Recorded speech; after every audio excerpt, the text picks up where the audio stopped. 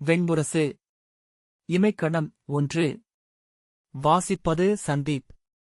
1. காலம். திரேதாயுகத்தில் இது நிகழ்ந்தது. வெண்ணிறமான சிற்றுடலும் சிவந்த துளிக்கண்களும் கொண்ட தியானிகன் என்னும் சிறுபுழு தன் துளையிலிருந்து வெளியே வந்து நெளிந்து அங்கே அமர்ந்திருந்த பிரபாவன் என்னும் சிட்டுக்குருவியை நோக்கி தலை தூக்கியது. பிரபாவன் தன் மணிவிழிகளை உருட்டி அதை நோக்கியது. கூரிய சிறலகை திறந்து ஆவலுடன் சிறகடித்து அதை நோக்கி வந்தமர்ந்து கொத்துவதற்காக குனிந்தது. ஆனால் தியானிகன் தலை தாழ்த்தவோ விலகிச் செல்லவோ இல்லை. தலை நிமிர்ந்து நோக்கி அச்சமின்றி நின்றது. அந்தத் துணிவை அதற்கு முன் குருவிகளோ அவற்றின் நினைவிலுறைந்த தொல்மரபினரோ அறிந்திருக்கவே இல்லை. ஆகவே பிரபாவன் திகைத்து புழுவை அச்சுறுத்தும் பொருட்டு எழுந்து சிறகடித்து அமர்ந்து கூச்சலிட்டது. பலமுறை கொத்தப் போவது போல அலகை கொண்டு வந்தது. தரையை தன் உகிர்களால் கீறியும் வாலைச் சுழற்றி வீசியும் ஓசையிட்டது. தியானிகன் இளம் புன்னகை போல சிறிய வாய் நீண்டிருக்க வெளிநாட்டை நோக்கியபடி அசையாமல் நின்றிருந்தது. அச்சம் கொள்கையில் புழுவின் உடலில் எழும் நறுமணத்தால்தான் அது உணவென சமைக்கப்படுகிறது என்பதை உணர்ந்த பிரபாவன் திகைத்து சோர்ந்து நின்றது. சோர்வுறுகையில் அதன் சிறகு சரிந்து தலை மார்புக்குள் அழுந்துவது வழக்கம். பின்னர் மீண்டு எழுந்து குனிந்து, நீ ஏன் அச்சம் கொள்ளவில்லை? சொல்க என்றது. தியானிகன், உம்மால் என்னை கொல்ல முடியாது.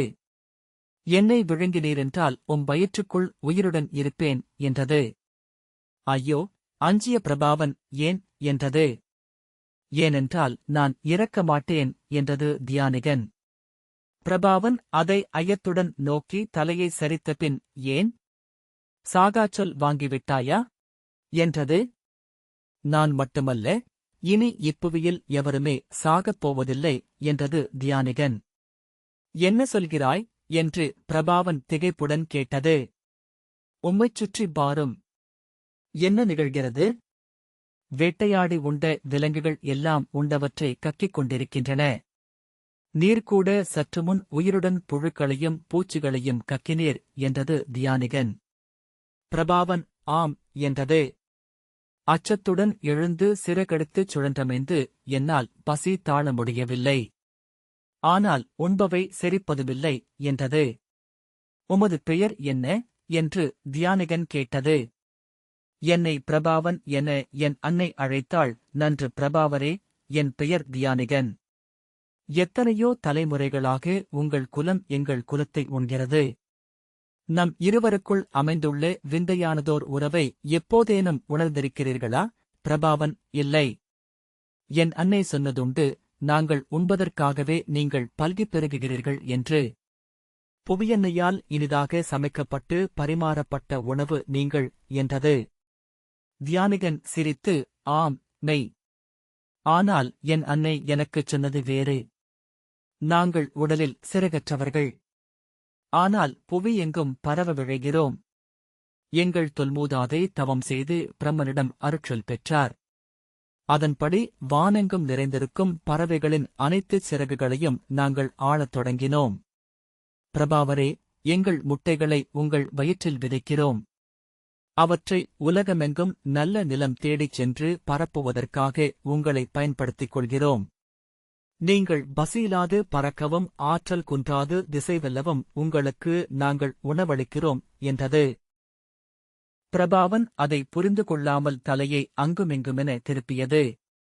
மீண்டும் சோர்வு கொண்டு சிறகுகளை நிலம் தொடச் சரித்து தலையை உடலுக்குள் இழுத்துக் கொண்டு பெருமூச்சு விட்டது. தியானிகன், நீர் உளம் சோர வேண்டியதில்லை. இப்புவியில் உள்ள அனைத்து உயிர்களும் இவ்வாறு ஒன்றுடனொன்று பிணைக்கப்பட்டவையே.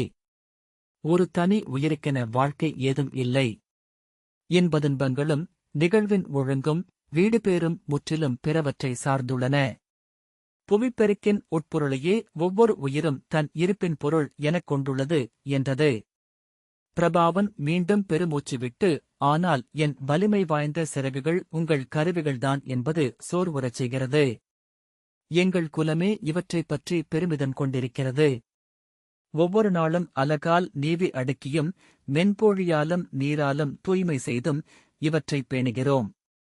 எங்கள் அடையாளமே இச்சிறகுகள்தான்.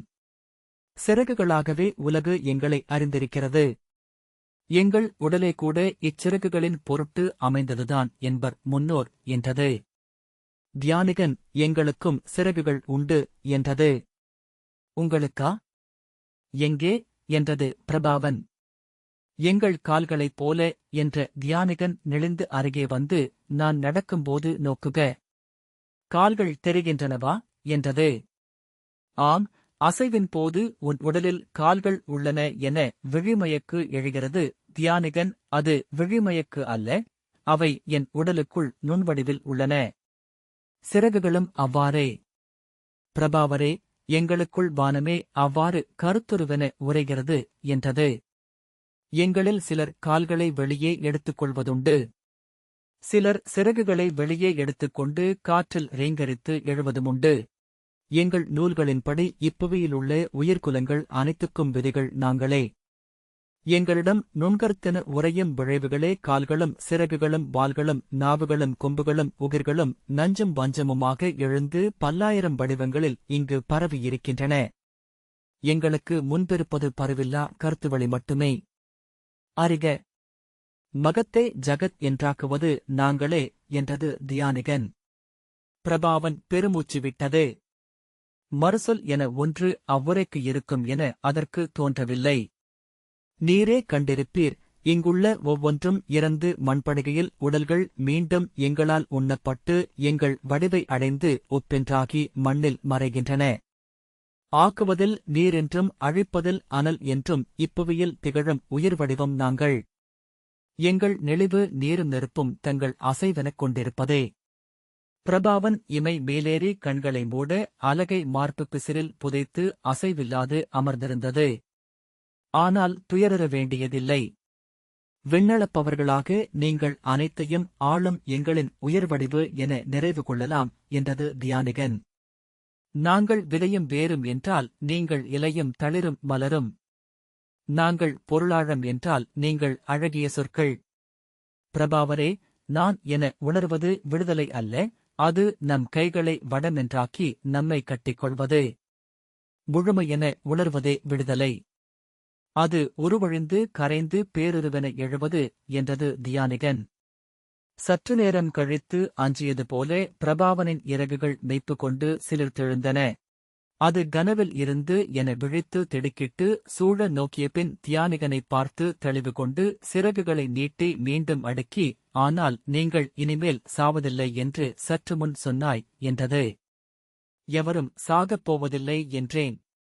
சாவு நின்றுவிட்டது என்று உணர்ந்தேன் என்றது தியானிகன். நாங்கள் ஊழ்கத்தில் உயிர் துளித்து உளம் திரட்டி உடல் கோத்து எழுபவர்கள். முட்டைக்குள் இருக்கும் துளிக்கடலில் ஓர் சிற்றலை என மகத்தில் நாங்கள் நிகழ்கிறோம்.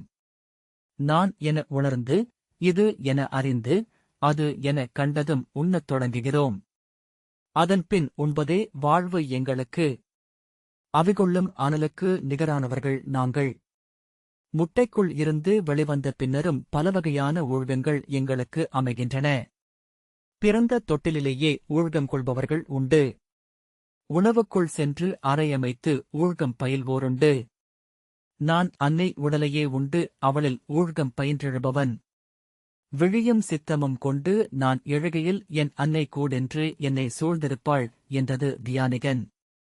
இம்முறை நான் எழுந்தபோது என் அன்னை குனிந்து துயர்மிக்க விழிகளால் என்னை நோக்கிக் கொண்டிருப்பதைக் கண்டேன். நீ யார் என்று கேட்டேன். மைந்தா, நான் உன் அன்னை. யுகங்களாக என்னைக் கொன்று உண்டபின் நீங்கள் உலகறிகிறீர்கள் என்றாள். அதனாலென்ன, அன்னையை உண்ணாமல் கொல்லாமல் வாழும் மைந்தர் எக்குலத்திலும் இல்லை என்று நான் சொன்னேன். ஆம், ஆனால் இன்று உன்னை என் உடலில் இருந்து இழக்காண்கையில் துயர்கொள்கிறேன் என்றாள் அன்னை. என்ன நிகழ்கிறதென்று அறியாமல் நான் வெளியேறி சூழ நோக்கினேன். அதை உணரும் பொருட்டு மீண்டுமோர் ஊழ்கத்திலமைந்தேன். நீர் அறிந்திருப்பீர், உடலை அளவுகோலெனக் கொண்டு காலத்தையும் இடத்தையும் அளப்பதையே வாழ்வெனக் கொண்டவர்கள் புழுக்குலத்தோரான நாங்கள். அவ்வளவு செயல் நின்றாலொழிய நான் காலிடம் கடந்த மெய்மையை அறிய முடியாதென்று உணர்ந்து வாழ்தலை கவ்வி ஒரு சிறு சுழி என்றானேன். இறுகி இறுகி மணி என்றானேன். துளி என்று உள்ளம் செறிந்தேன். அப்போது அறிந்தேன், இங்கே இறப்பு நின்றுவிட்டிருக்கிறது. பிரபாவன் படபடப்புடன், என்னால் இன்னமும் கூட இதை புரிந்து கொள்ள முடியவில்லை. அதெப்படி இறப்பு இல்லாமலாகக்கூடும் என்றது. அதை என்னாலும் புரிந்து கொள்ள இயலவில்லை. ஆனால் இப்போது இங்கு எதுவும் இறப்பதில்லை. பிரபாவன் சிறகை விரித்து மடித்து, அவ்வாறென்றால் இனி இங்கே ஊனுடல்கள் உணவென்று ஆகாதா என்றது. அதைவிட இனி இங்கே உயிர்ப்பலிகள் இல்லை. பலி இல்லையேல் வேள்வியில்லை. ஆகவே தெய்வங்கள் இல்லை என்றது தியானிகன். தெய்வங்கள் இல்லையேல் செயல்கள் ஒழுங்கும் மையமும் பொருளும் கொள்வதில்லை. ஒவ்வொரு செயலும் பிரித்தொன்றுடன் உரசினால் வலியும் துயருமே என்றும். அவர்கள் திகைப்புடன் ஒருவரை ஒருவர் நோக்கிக் கொண்டனர். ஒரு பெரும்பிழை தொடங்குகிறது என ஐயுறுகிறேன். என்ன ஆயிற்று என்று தெரியவில்லை என்றது தியானிகன். பிரபாவன் அதை நோக்காமல் வானையும் திசைகளையும் நோக்கி தலை சுழற்றிய பின் சிறகோசையுடன் எழுந்து பறந்தது. பிரபாவன் காட்டுக்குள் பறந்து சென்றபோது சில கணங்களிலேயே தியானிகன் சொன்னதெல்லாம் பொய் என எண்ணத் தொடங்கியது. நுண்ணறிவு கொண்ட சிறுபுழு ஒன்று தன் துணிவால் தன்னை ஏமாற்றிவிட்டது என உளம் சலித்தது. சூழப் பறந்தவையும் அமர்ந்தவையும் நடப்பவையும் இழைப்பவையும் அமைந்தவையுமான உயிர்கள் ஒவ்வொன்றையாகக் கண்டு இவை இறக்காமலிருக்கலாகுமா என திகைத்தது. அன்றுவரை ஒவ்வொரு உயிரையும் காணும்போது முதலில் எழுந்த எண்ணம் அவற்றின் இறப்பே என்று உணர்ந்தது. அந்த மரம் நெடுநாள் வாழ்வு கொண்டது, இந்த பூச்சி இருநாள் சிறகு கொள்வது என்றுதான் ஒவ்வொன்றையும் மதிப்பிட்டிருந்தேன். என்னைவிட வாழ்வது, என்னைவிட விரைந்தெழுவதென்று உலகை பகுத்திருந்தேன். முதல் முறையாக இருப்புக்கு பொருள் அளிப்பது இறப்பே என உணர்ந்ததும் உள்ளத்தின் எடை தாழாமல் ஒரு பாறையில் அமர்ந்தது. அருகே ஓடிய ஒரு சிறுபூச்சியைக் கண்டு இவனிலிருந்து தொடங்குவோம் என எண்ணி அலகால் கொத்தியது. அதன் சிறிய ஓட்டை உடைத்து உதறியது. பூச்சி 8 கைகால்களை அசைத்து கெக்கலித்து, என்னை எவரும் ஒன்றும் செய்யவியலாது என்றது. வெறியுடன் அதை கிழித்து உதறியது. வெறும் தலை மட்டுமே என்று அது சிரித்து, சித்தம் வாழ்வதற்கு ஒரு சிறு துளி உடல் போதும், இருந்து கொண்டிருப்பேன். இறப்பென்பதில்லை என்றது. சோர்வுடன் அதை கீழே உதிர்த்துவிட்டு அமர்ந்த பிரபாவனிடம் காலை முதல் இதை கண்டுபிடித்தேன். இந்நாள் வரை நானும் என் கணமும் அச்சம் ஒன்றையே மெய் என்று கொண்டிருந்தோம். எங்கள் எண்ணங்களும் செயல்களும் அச்சத்தாலேயே வடிவமைக்கப்பட்டிருந்தன. அச்சத்தை உதறுவதன் எல்லையில்லா விடுதலையை அடையும் பேறு பெற்ற என் குலத்தான் நான். அதில் திளைக்கிறேன். உன் கூரலகைக் கண்டுதான் உன் அருகே வந்தேன் என்றது பூச்சி. அப்பால் மெல்லிய சரடொன்றில் இறங்கி வந்த சிலந்தி, அதனினும் பெரிய விடுதலை நாம் பின்னிய வலையில் நாமே மாட்டியிருப்பது. ஒவ்வொரு கணமும் நெய்து கொண்டிருப்பதை நிறுத்திய பின் என் கால்கைகளை தூக்கிப் பார்த்தேன். இவற்றால் நான் என்னென்ன செய்ய முடியும் என எண்ண எண்ண என் உள்ளம் கிளர்ந்தெழுகிறது என்றது. காலை முதல் வெறுமனே சரடில் தாவிக் கொண்டிருக்கிறேன். நேற்று வரை என் குலம் செய்து வந்த செயல்கள்தான் இவை. ஆனால் வேட்டைக்கென அன்றி விளையாட்டென செய்கையில் இவற்றிலிருந்து எதிர்பார்ப்பும் பதற்றமும் அச்சமும் அகன்றுவிட்டன. தூய உவகை பெருகுகிறது. அருகே ரீங்கரித்து வந்தமர்ந்த குளவி, அதனினும் விடுதலை அச்சத்தின் பொருட்டு சேர்த்து வைத்த நஞ்சை துறப்பது என்றது. திரும்பி அருகே வால் விடைக்க கைதூக்கி நடந்து சென்ற சிறிய தேளை நோக்கி சிரித்து, உன் கொடுக்கு விடைப்பு கொள்ள வேண்டியதில்லை நண்பா. அந்நஞ்சை உதறிவிடு. அதன்பின் எஞ்சுவதென்னவோ அதுவே நீ என்றது. சிலந்தி, ஆம், நஞ்சிலாத கொடுக்கு இன்னொரு காலென்றும் ஆகக்கூடும் என்றது. ஆம், நஞ்சுக்கு இனி தேவை ஏதுமில்லை.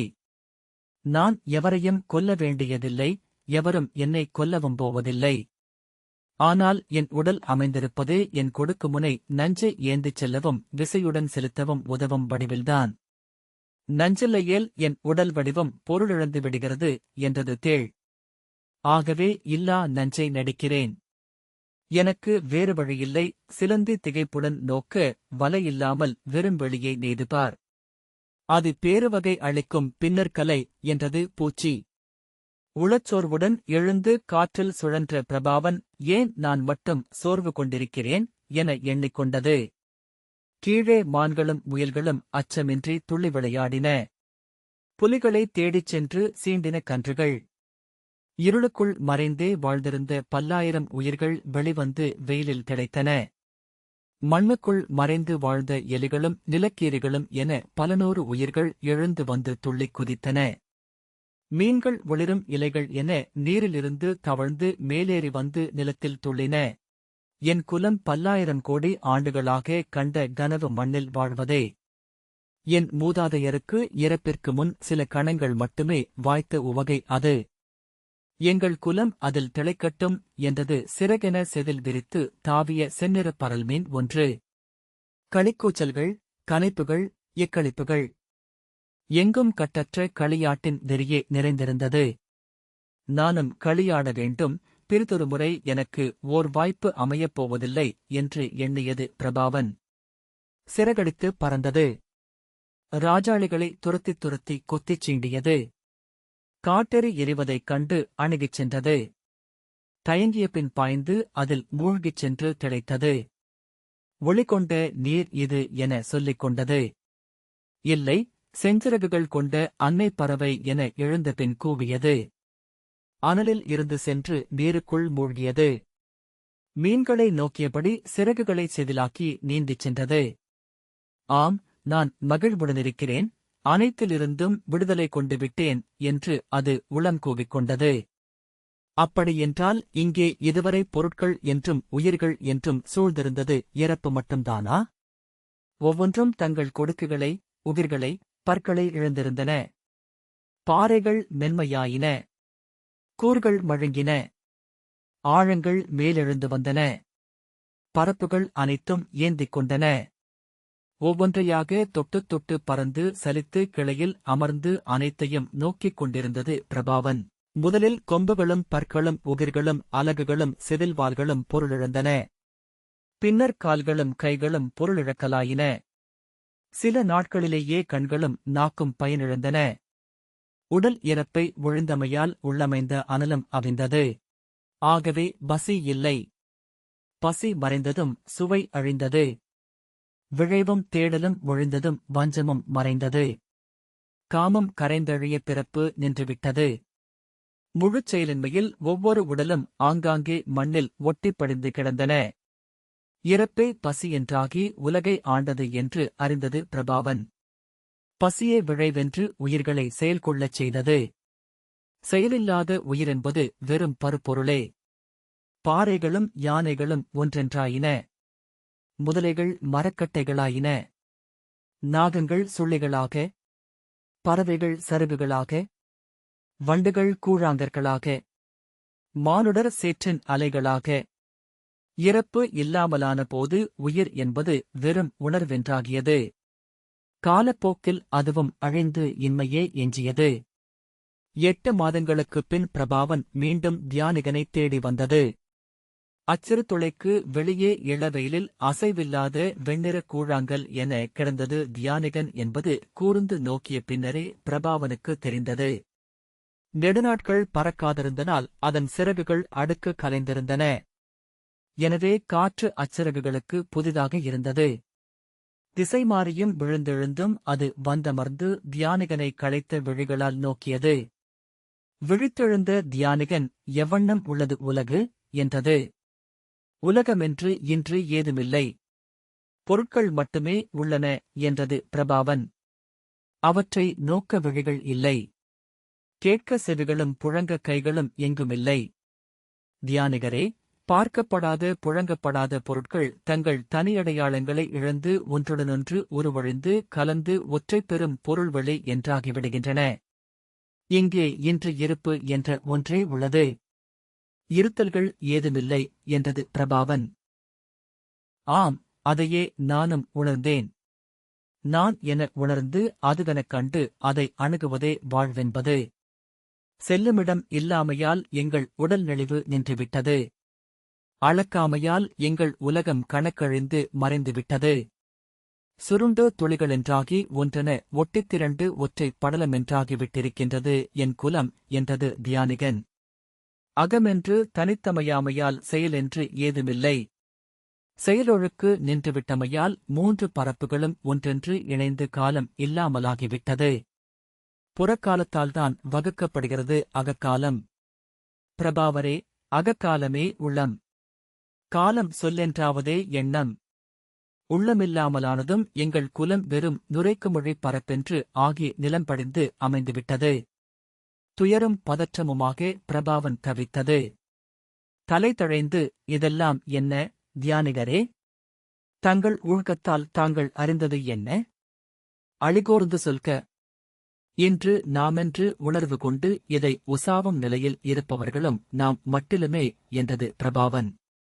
தியானிகன் சற்று நேரம் தன்னுள் தனித்துவிட்டு மீண்டு, பிரபாவரே, நான் உய்தறிந்தது இதுவே, இறப்புக்கிறைவன் தன் தொழில் நிறுத்தி அமைந்துவிட்டான்.